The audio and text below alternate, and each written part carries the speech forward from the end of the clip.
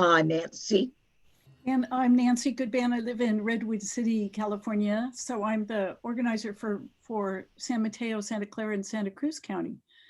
And I'm postcarding phone banking in general, behind the scenes work.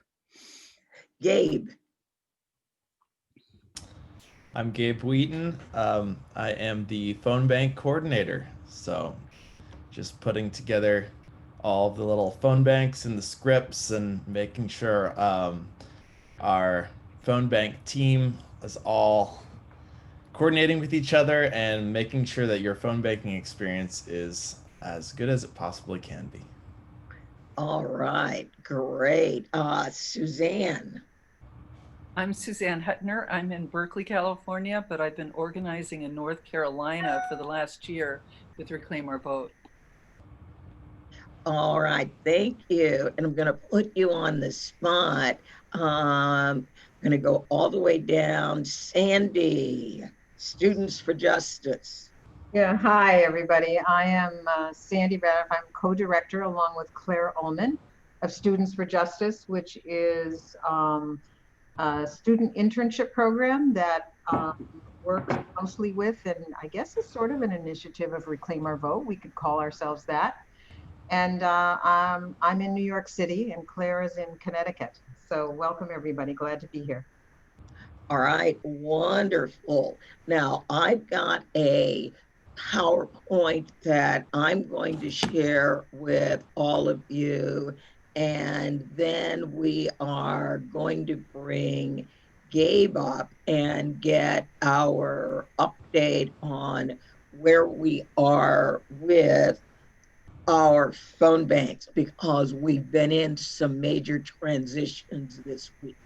So anyway, welcome to Center for Common Ground. Now, we do have a few new people. So we are a nonpartisan 501c3. We are based out of Virginia. We have a very simple mission, and that is to empower underrepresented voters. And right now we run 3 campaigns: Reclaim Our Vote, Let Me Vote, Count My Vote, which is really more the getting people in the door. Reclaim Our Vote is taken over that part. And the Count My Vote part is the election integrity and transparency part. So that's the part while people are voting and looking at what happened after they voted. And then as we go into the new year, 2021, examining what happened with machines that were used in the elections. And then also vote equality, which runs the notorious RVG, our big RV that will be heading back to Georgia on the 12th or 13th. So in addition to the work we do around voting, we are also a technology company. We invent a lot of technology to make voting easier and more transparent. So tonight we're going to start off talking about Georgia and what's going on now. And then we're going to transition and we're going to talk about the future, what is going on or will be going on at the end of this year and then going into 2021 and beyond. People periodically ask, do we work with partners on the ground in Georgia? And the answer is yes, we most certainly do. Last week, we were joined by the Atlanta NAACP.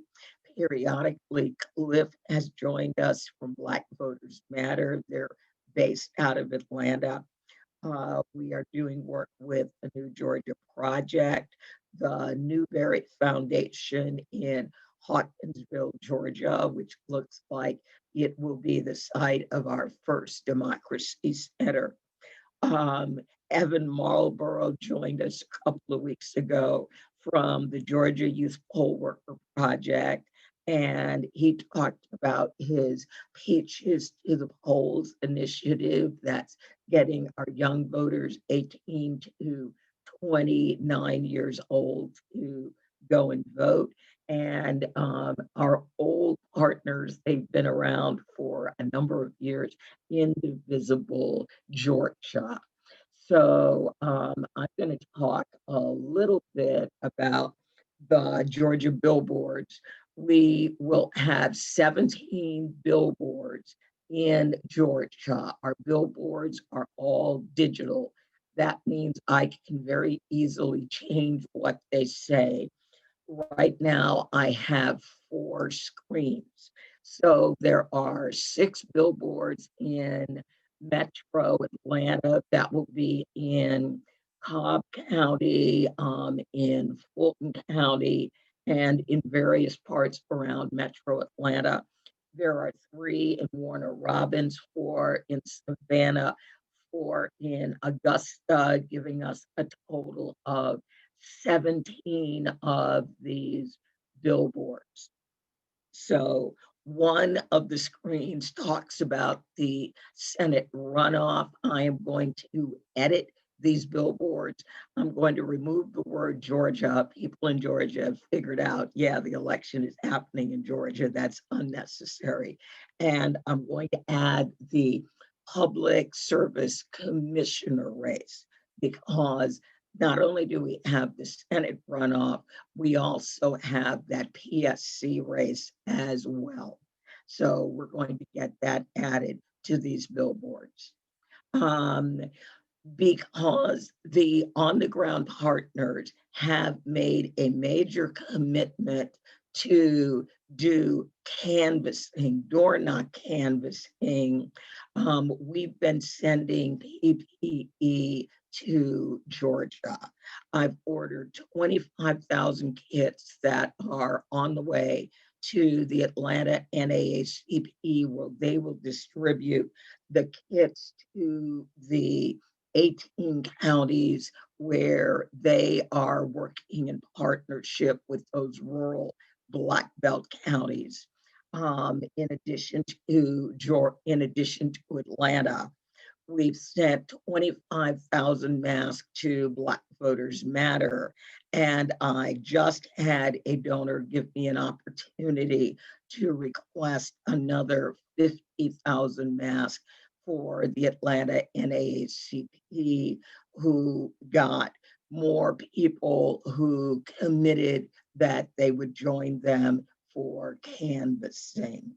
So we really are, even though we are physically not on the ground, we are really working to make certain the people that are on the ground who have made that decision that they're going to canvass, and the voters are going to be as safe as possible.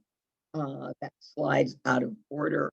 One of the other billboards that we have is our election protection billboard. See something, say something. That billboard has been updated. So instead of saying csay2020.com, it now says Georgia csay2020.com.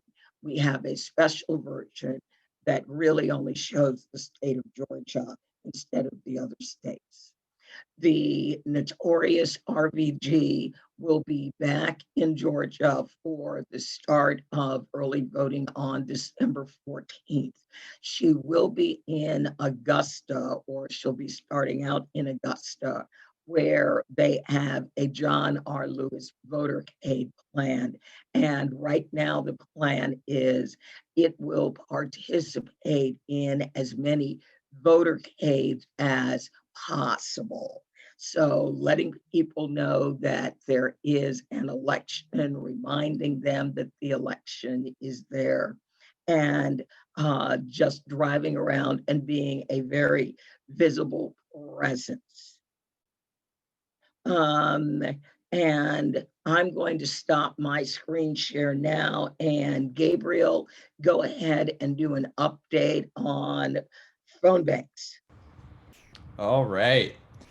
So, as many of you know, our phone banks have gone through a series of overhauls in the last week or so. from switching to the new PDI platform. That's been really successful.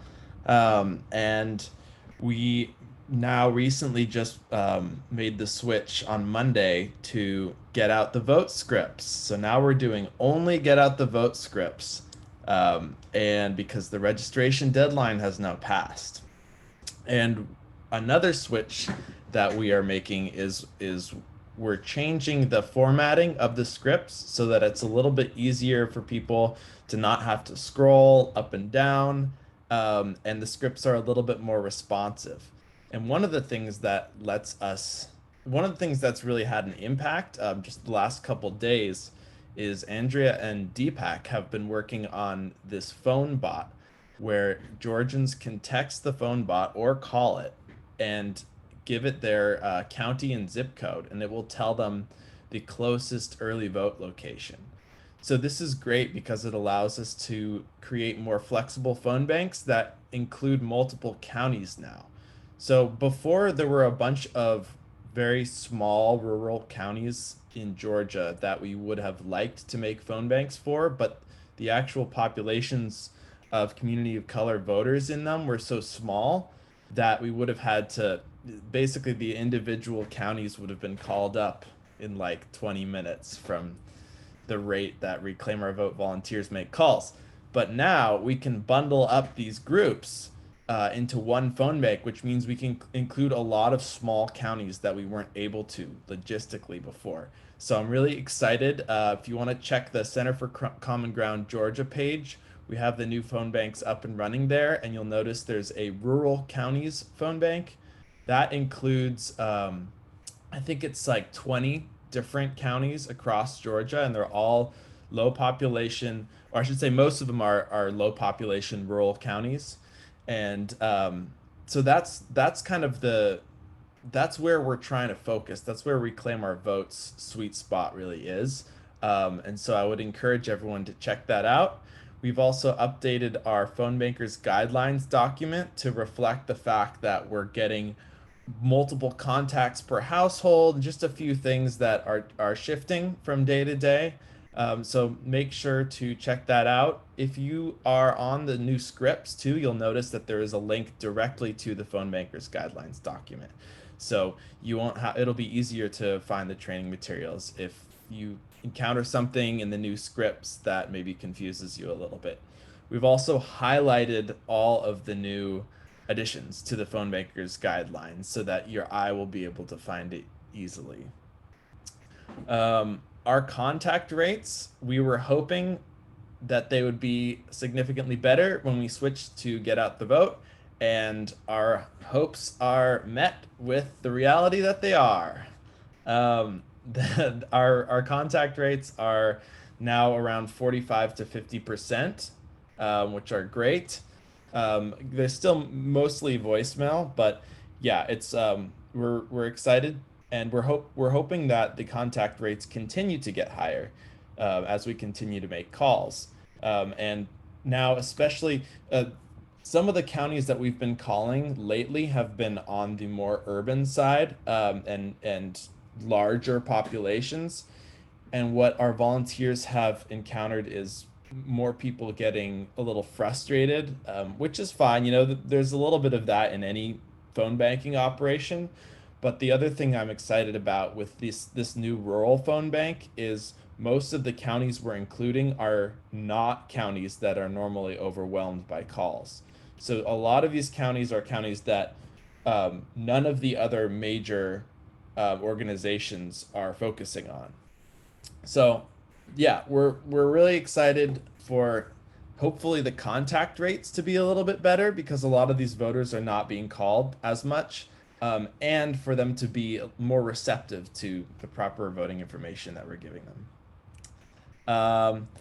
Yeah, so that's pretty much it for the phone bank update. We're gonna also continue to include urban. We're gonna include another phone bank that has a lot of high density urban populations, because that is what our partners at the Atlanta NAACP are focusing on. So we'll have multiple options for you, and you can kind of try the different phone banks and see which one works better for you.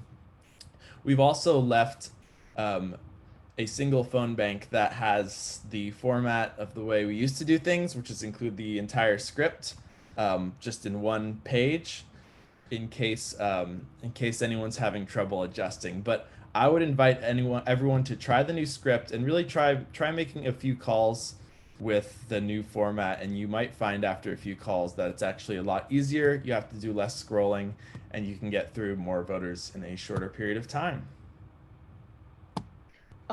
Thanks, Gabriel. About how many numbers do we have in those 3 phone banks that are up? Let me see. The rural counties one is I think it's like 60 to 80,000 total in it. I have to look at it again.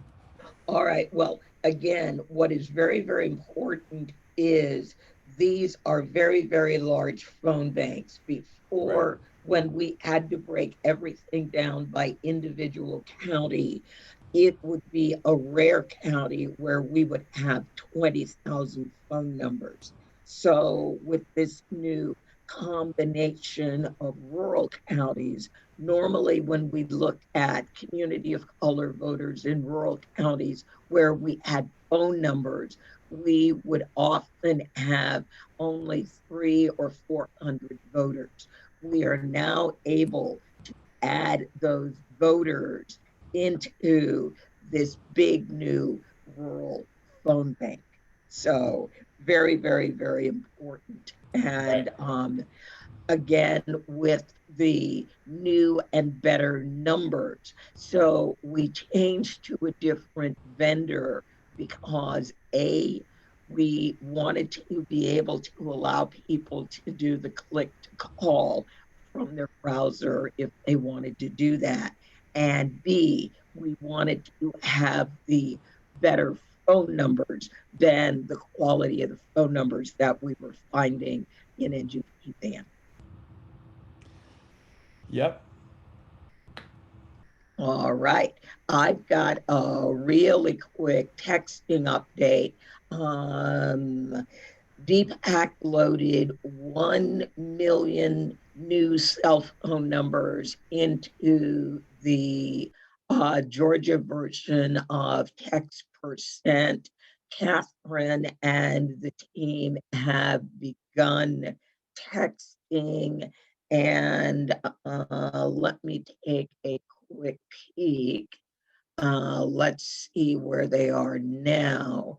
Um, for day 1, and this is not bad. They kind of started yesterday. So far today and yesterday, they've texted 14,555 people. So they've got 1,033,960 people to go. So I'm going to open it up for any questions that people might have right now about Georgia. You can type it in the chat. We've got the chat running. Let me open it up. Okay, we must have all experienced people. I'm not seeing a lot of questions up here in the chat. Well, people are saying, how do we think it's going on the ground right now? I will be talking to Richard and Ray, the president and the political action chair of the Atlanta NAACP. I'll be talking to them tomorrow and see if they have any sense of how things are going on the ground, because they asked us to handle the digital activities while they are handling the on-the-ground canvassing. So I will check with them. Are there opportunities for texting with ROV? We already have a large bank of texters, and because this has been purchased for our local on the ground people, generally we bring the in-state people in first. Then the next we will bring the ROV texters because we have our own custom program. We are not using Hustle or Spoke or anything that any other organizations use. We use a program called X%, which was designed and built for me. So we do have a million numbers, so there could be a possibility. Georgia is a state that uses vote center locations for early voting. And if voters tell us they plan to early vote, X% can find their closest early voting center, and it also sends them a Georgia photo ID requirements card. So it's a very specialized program, really designed to provide the maximum information for voters. We also ask voters if they need a ride to the polls because there are statewide free rides to the polls available. Then there's the other question, if people have absentee ballots, do we want them to use the drop box? If they have an absentee ballot, right now, there are basically three very wise things they can do with them. Deliver them directly to their registrar, put them in a drop box, and or surrender them an early vote. So yes, we are not recommending that people mail them back. Is there any way to get to see something, say something to publicize with partisan organizations so they can share that info when people are phone banking? See something, say something was developed by the LLC, part of our house. So it is not totally limited to 501c3 use. So that tool for election protection can be shared freely with anyone. You can tell them about it.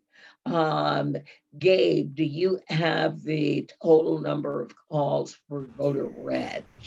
Yeah, we made approximately 114,000 calls for voter registration. All right. And all the voter registration calls were made using the new system. We ended using the old system for November 3rd. So that's pretty cool. Joe, thank you very much for that question. Any other questions? Oh, I'm liking this. I'm going Christmas movies after this. I'll still be awake. Oh boy, there's a whole bunch of new Do you questions. know what percent of our list that 114,000 was? Gabe? What per of Or just of how many there were altogether that we could have called? we probably out of those 114,000 calls we made, there was probably around 30 to 35% of those were actual voter contacts. Sorry, Gabe, I'm asking how many could we have called? 165,000. Oh, perfect. Thank you. That's what Yes, I love. yes. Thanks. That was that was a manual list that I bought from L2. So 165,000. Do we have any stats on new registrations? We had just started gathering the stats on new registration before November 3rd. I will work on those and have those for next week. So yes, I will have those stats.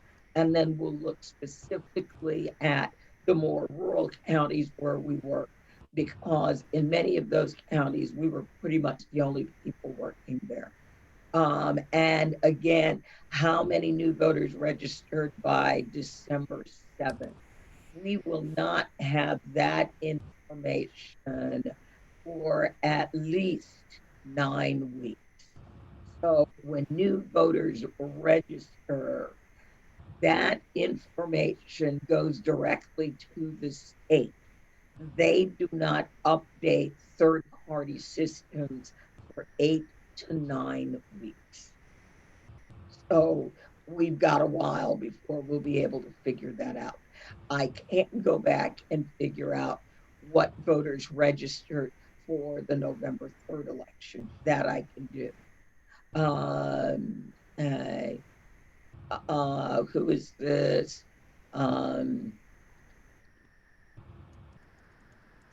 right, Judy, I'll take a look. I'm writing your name down.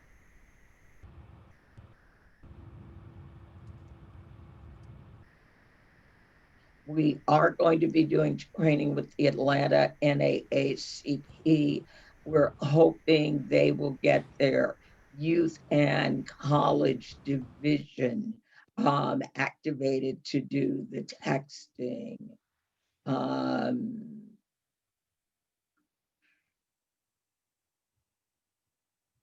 And yes, voters were reached in the numbers we'd hoped for. In previous phone banks, when we called unregistered voters, 70% of the phone numbers were bad. So in this new system with the new numbers we bought, the numbers were significantly better than anything we had ever had in the past. All righty. Okay, Rolling Blaze and Ballot Drop.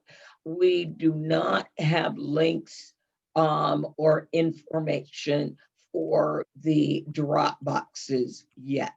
We do have all the information with the exception of 3 counties who have not posted yet.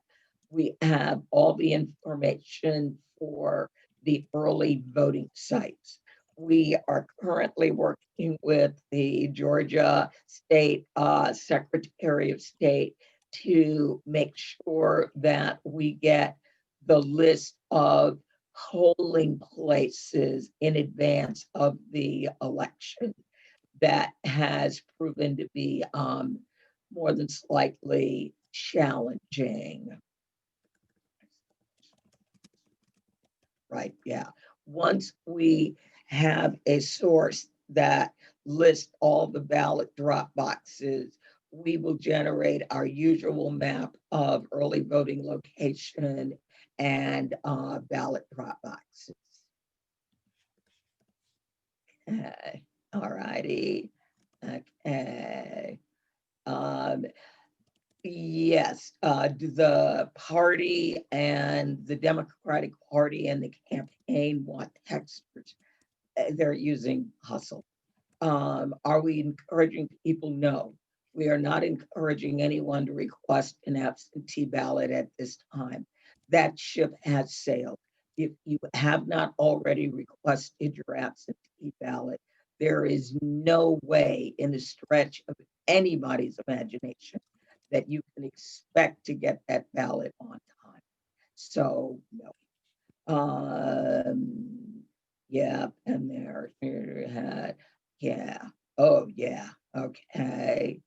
Hey, yes, Judith, I will report the stats on my next call.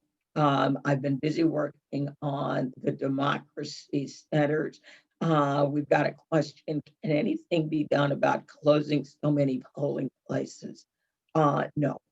There are groups in Georgia that I know are going to be filing lawsuits. There are 2 reasons why they are closing polling places in Georgia. Number 1, they're trying to cheat. And number 2, they don't have staffing. We recruit recruited for months to have new young people staff the polls for November 3rd. I was expecting a runoff election. Apparently, nobody in Georgia was. So they did not do the job they should have done recruiting poll workers. That is one of the reasons they are not opening as many early voting locations. The other reason is historically, the turnout for a runoff election has normally been 15% of the voting population. So their argument is going to be that they do not expect a large turnout. And let's see, oh, right, okay. And which counties have not stated their drop boxes early voting? Forsyth County is probably the biggest one, and a couple of other counties are very, very small counties. Forsyth is the biggest one. That is probably going to be a problem because Forsyth is right outside Atlanta. They have only one. Whoa. Yeah. Yeah. Yes. Okay. Yeah. And again, there was the comment on how many early voting sites. Cobb County does have 5 early voting sites. We monitor that every day to see, is a county adding a new early voting site or is a county closing an early voting site? Okay. I'm going to be talking to Evan Marlborough, who runs the Georgia Youth Poll Worker Project tomorrow. And I will ask him when the poll worker training is scheduled and if that does allow them the opportunity to recruit more poll workers. I am not certain that it does.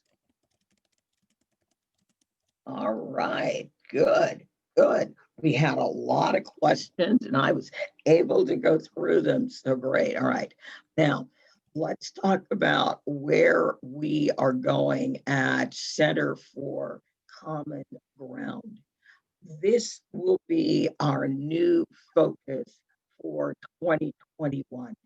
Because one of the things that we are hearing on the ground is there's a lot of rumbling from a lot of people who came out to vote, who don't usually come out to vote, that they're going to be looking very, very carefully to see what happens with their vote.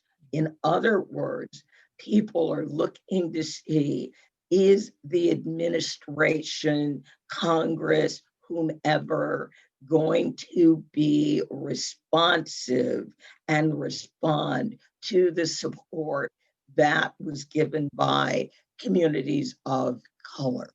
So one of the things that I've been working on and planning with our board members since 2015 is a notion of democracy centers.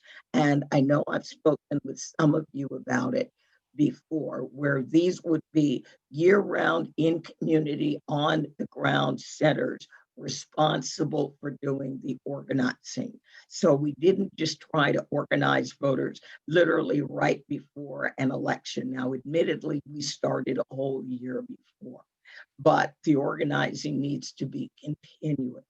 So democracy centers will work on voting rights, community wealth building, energy, democracy, and resiliency, and power building. Things that are related to elections, but not directly related. They're related to building and helping the community. which after all is the reason people should be voting. They should be electing people who will be representative of the needs of their communities. What we currently have in our plan is that we are organizing democracy centers in 10 states. And you're going to recognize a lot of these states. These were states that we worked in during the general election. And then there's a couple of new ones. So the Carolinas, North and South, Georgia, Alabama, Texas, Florida, Mississippi. And then the 3 new states are Michigan, Pennsylvania, Wisconsin, kind of the old blue wall. And the number behind each state represents the number of democracy centers that would be in those states. Some are going to be in lower income urban areas. Others will be in very rural areas. So we're looking at 4 regions with roughly 8 to 10 centers in each region. We have a number of faith partners, and this gives our faith partners and our other nonpartisan national and regional organizations the ability to continue on with their social justice work and the ability to continue working with community of color voters in the South. So the affiliate networks are going to have a track record of effective community outreach and engagement. They are going to have the ability, Suzanne's done a lot of work in North Carolina to identify prospects, be it people, organizations, or areas for new democracy centers. And they will be able to offer an organizer who will work in coordinating the work with democracy centers. So one of the things that they're going to be doing is, sorry, that's in there twice. The services, they will be phone banking, they will be texting, they will be doing advocacy at the very local level. One of the terms that I heard someone use that really stuck with me was that we really don't have low information voters. We have voters in communities where there has been absolutely no investment. And so what democracy centers are going to do is make the investment in those local communities. So when we get done in Georgia with tax percent, when we're done using it, then tax percent, the program and the numbers that are in it, the on the ground groups that we have worked with in Georgia, they will then take that program and they will begin using it for their own local events, for their own community organizing. One of the problems that many of the national groups have created when they go into a state like Georgia or North Carolina, when the election is over, they pack up their tools and they leave. And the people in the communities that did the work suddenly now have absolutely no tools. We are going to be working to right that wrong. There will be briefings. One of the things I talked about as being very important to not only me personally, but our faith partners would be ending the notion of voter suppression, not just fighting it. We want to end it. And the way we end it is partially with a new constitutional amendment that makes voting a right. So there will be national issues that people that are working in community democracy centers would be working on. And then these issues also would allow people who are not in these in-state democracy centers to be a part of and to organize and work in their own communities.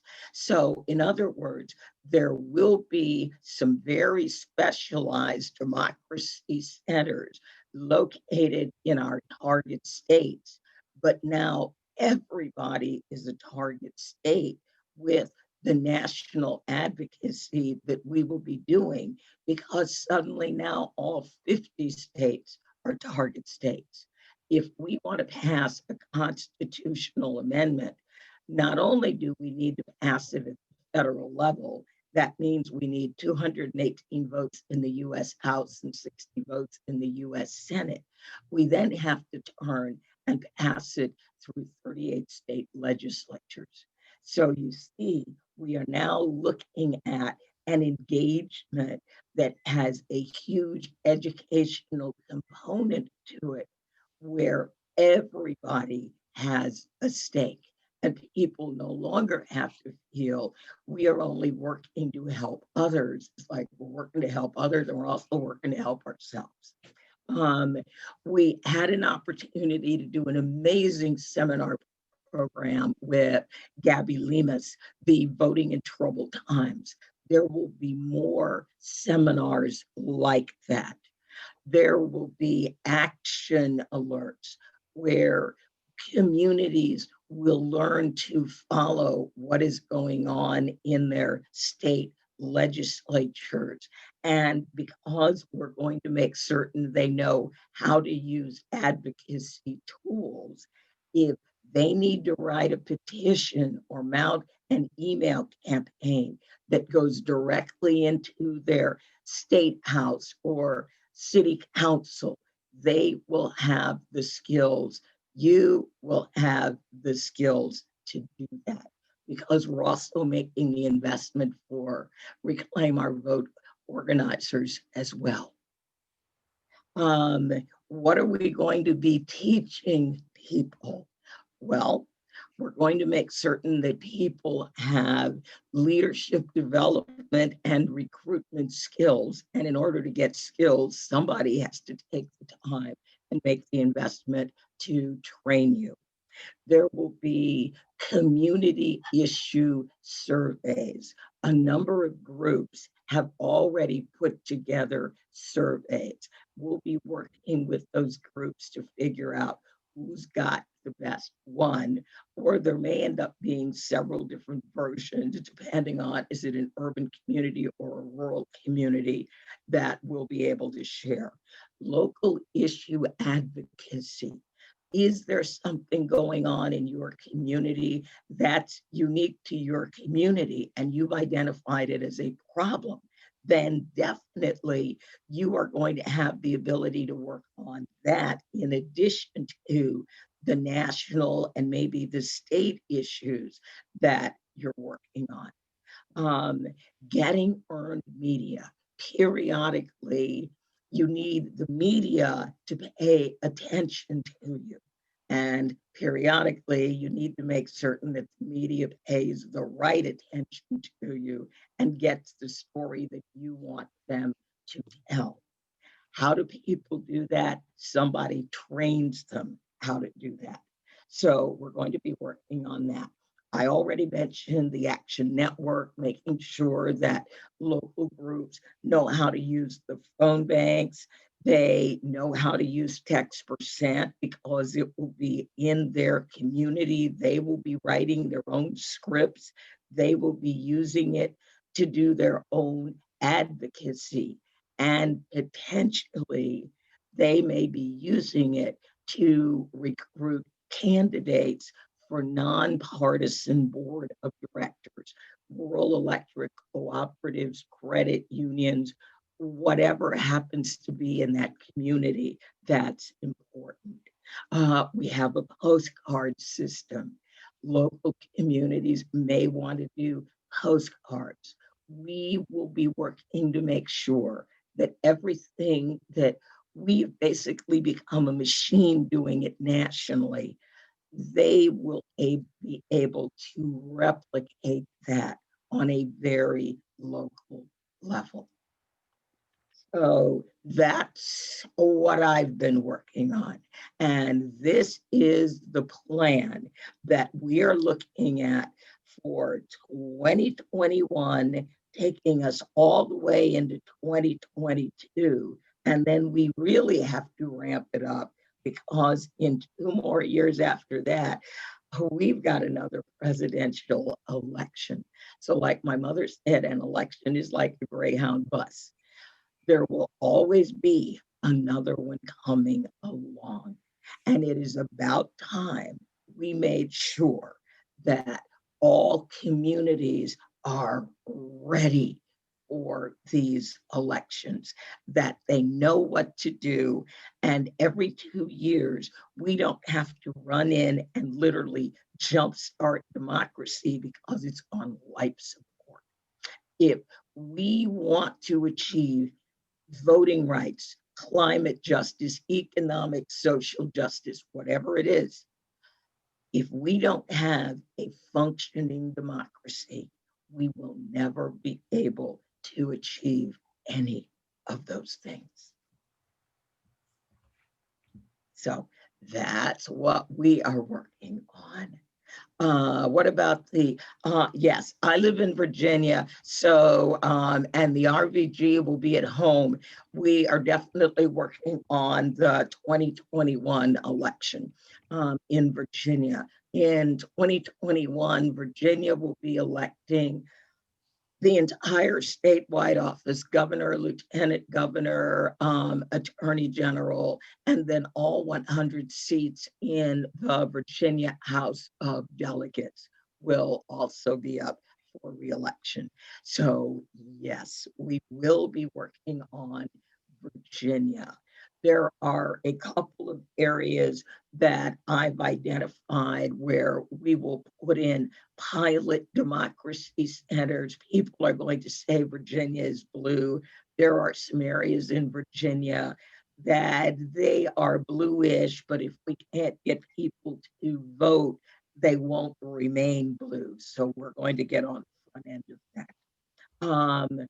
Redistricting is another one of those huge democracy issues. If we do not draw fair district lines, if we pack, Virginia used to suffer from packing, which was one of the reasons why Virginia had basically two perennial Democratic districts that were in Northern Virginia. When we got one in Central Virginia, it was only because in 1991, they made a point of finding virtually every Black person in the state and stuffing them into a single district. So we have, over the decades, fixed that. And we just passed a bipartisan citizen redistricting commission in Virginia. That will be part of our education program, looking at states, because states are going to be drawing their lines in 2021 and getting citizens to step up, push for citizen redistricting boards and or input if their legislators are going to be doing it. So yes, it wasn't like 2020 was going to be the end of Center for Common Ground, and then we were going to rest on our laurels and quietly go away. No, this is now when the real hard work begins. Andrea, can you post the PowerPoint here and I will put it in Slack and then send a recap of what we talked about today to everyone who RSVP'd. Yes, I'm doing that right now. The PowerPoint is coming up. Yes, there is the PowerPoint. Yes. And then we can share the link to the recording as well. Yes. So I did record this. So not only are we going to be looking at voting rights and the likes of HR1, it may not remain HR1. There have been some unfortunate things that have happened or people have attempted with Social Security. We really need to be expanding it, not trying to cut it. There are a number of bread and butter issues that will have a very broad appeal where people have an innate understanding of it. So we will get people started with what they understand and ultimately give America the civics lesson that she hasn't had in decades. I read somewhere in a report where it said 3 out of 4 Americans could not properly tell you or describe the functions of the 3 branches of government. And again, if you don't know what your government is supposed to do, when it doesn't do it, you don't realize you should hold them accountable. And what we have now is a government that is in free fall and people can do basically anything. Now, the issue with the 15th Amendment is it is an amendment that basically is an amendment to an amendment. When we have to start amending amendments, that basically says there was a problem with the original amendment. So we need to get back and redo the original amendment. And the language of the new constitutional amendment, we may require some tweaking, is basically every citizen of the United States of voting age shall have the fundamental right to vote in any public election held in the jurisdiction in which they live, which means if I am convicted of a felony, you have not taken away my citizenship and I have not gotten younger. Ergo, I am entitled to vote. So now this means we now really start looking at the nature of prison gerrymandering. When they put prisons in rural southern states and the census claims those prisoners as residents, yet they can't vote, it's a double loss. The urban areas where most of those Black and brown prisoners are from don't get the census money. And in the rural areas where they're counted, because they can't vote, we don't get the benefit of their vote. So we're going to need to fix that. Communities are not going to be able to have it both ways. You're not going to be able to have people that you count in your census, but then you don't let them vote. So that constitutional amendment gives us the ability to fix that. The amendments to the amendments do not.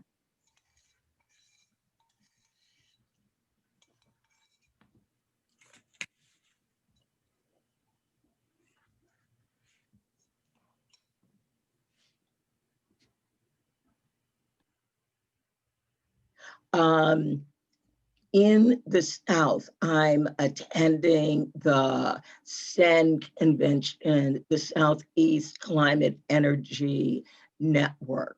One of the things that a lot of community of color voters are looking at, especially those voters that are near highly toxic fossil fuel infrastructure, or they are near water, like Louisiana, where they're, and even North Carolina, where they are subject to potential flooding because of climate change. It really is amazing how aware people are of what is going on in climate. I was very, very surprised 5 years ago at the conversations that people were having.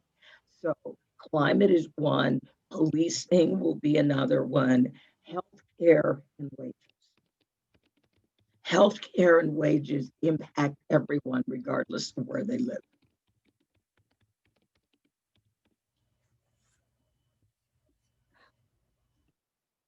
Any other questions? I'm just throwing in that I happen to see the Poor People's Campaign has a list of 14 items that they want the Biden administration to address right away. And so Yes. it's kind of an interesting, Yes. interesting Yes. list there. Yes, it's a very interesting list. They developed it. It's their list of 14 demands. They've pretty much had that same list of 14 demands from the very beginning. It will be interesting to see if the Congressional Progressive Caucus introduces the people's budget in this next coming election. One of the main high points of the people's budget is there is no more money for war. They remove the money for war and then they move it into various community programs, into not quite Medicare for all, but getting people to the point where healthcare can become affordable. They move money into education for low performing schools. So it really is amazing what one can do with $2.5 trillion, where we stop using it to blow people up 10,000 miles away. So people are always saying, oh, we have no money. We couldn't possibly fund clean energy. Stop going to war. You'd be surprised at what you could fund. So we have enough to give billionaire tax cuts. Well, yes, and the people's budget also does away with that. As I said, it will be very interesting to see if they do that in the fiscal year 2021 budget. Actually, it'll be the fiscal year 2022 budget because they'll begin talking about it in February. So it'll be fiscal year 2022, which will begin in September. Remember, the government's fiscal year is September is when it starts, not January. Clean energy, if 100% of the US were using it, would be less expensive than taking fossil fuels out of the ground. We just need to get to volume. And for Medicare for all, or what a single payer universal health care, saves money as it does in every single other country on the planet. You just have to do it with one person paying all those bills, and then everything can be streamlined.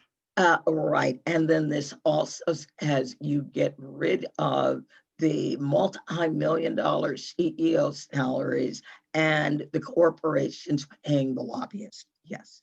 As hard as it is to believe, Blue Cross Blue Shield, when they were originally founded, they were a nonprofit. As I said, hard as it is to believe. They didn't start out evil, they just turned that way. This is pretty exciting. Now, next week, I have several invitations out. I am hoping to get a gentleman by the name of Julius Johnson, who would possibly be providing the site of one of our first democracy centers in Hawkinsville, Georgia. We are also talking to a couple of people to come in and talk about programs they would be running through the Democracy Center and or Southern Echo, and what they would be interested in having the Democracy Center do. So we've been talking to a lot of groups, and there really are a lot of groups on the ground that are very, very interested in doing the work. But these groups do not get the funding, they don't get the training, and they don't have the technology to do what they need to do. So if we can help with technology and training, that really begins getting them into a position where people can start really seeing the work they're doing, and or they can start getting the message out there about the work that they're doing.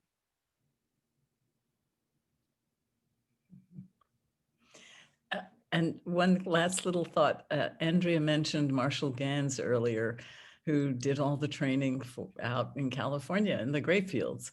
And he wrote a book called, and I'll misstate this, it's something like When David Beats Goliath is the idea. It's a much more eloquent title than that. But I love thinking of us as the Davids. I think that's pretty cool. Yes. Yeah, I was right. I was on that PDA Zoom where Daniel Blackman was there. And so that's why I was like, yes, I'm going to change all the billboards and I will add the Public Service Commission. Because for so many counties in Georgia, Georgia has 159 counties. I believe out of that 159 counties, more than 85 of them are actually considered basically rural. So when you look at the Public Service Commissioner, these are your utility rates and whether or not your community is going to get broadband. Because the federal government, one thing I know they will be doing, they will be putting a big chunk in the budget to do rural broadband. I know that one's there. I don't know the dollar amount, but I know that one's going to be there. And unless you get rural broadband, you don't get good healthcare in rural areas either, because there just are not enough docs to go around in the lower population areas. And telehealth is a huge win that luckily people in Washington are waking up to from this COVID time now, where they've allowed telehealth to finally get reimbursement and to go to the fore. But boy, if you don't have internet access, you don't have telehealth. And if you don't have internet access right now in the days of COVID, your children aren't being able to go to school either. So true. So that is another huge issue. So one of the things that we are looking at, and again, it's kind of really great that I have a heavy duty technical expertise. They are looking at what would it take for us to provide, as in Center for Common Ground, me, to provide rural broadband in certain areas. What would it cost? What would it take? How quickly could we do it? Because nowadays, they can have broadband in the middle of the Afghanistan desert. Surely they can have broadband in the middle of a Black rural community. It ain't that hard. As Representative Bobby Scott used to say about Congress all the time, he said, it's not about money. He said, it's really all about political will. He said, we can find $1 trillion at the drop of a hat if it's something that we want to fund. If we don't have the political will, $25,000 will put the best program totally out of reach. We don't know where we're going to get the money. It's just like, so political will. Kind of Horton hears a who. So a lot of those little rural communities that are like Whoville, amplify their voices and get them heard. All right, it is after 9 o'clock. Thank you all so very much for being with us and with me.